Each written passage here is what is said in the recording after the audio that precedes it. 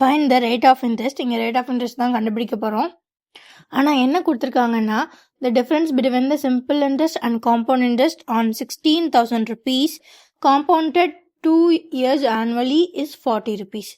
So இப்போ என்ன கொடுத்துருக்காங்க, என்ன 2 years.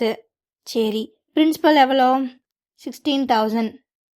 என்ன கண்டுபிடிக்கணும், ரேட் ஆஃப் இன்ட்ரெஸ்ட். வேற என்ன கொடுத்துருக்காங்க, டிஃப்ரென்ஸ்.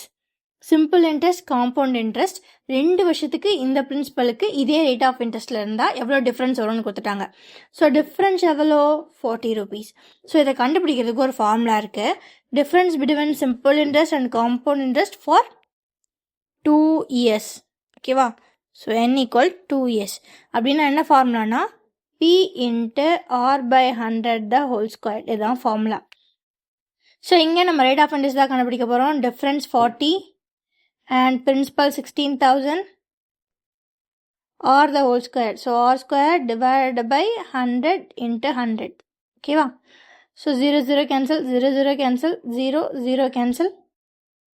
அதுக்கப்புறம் 4 4s are 16 and 1 4s are 4.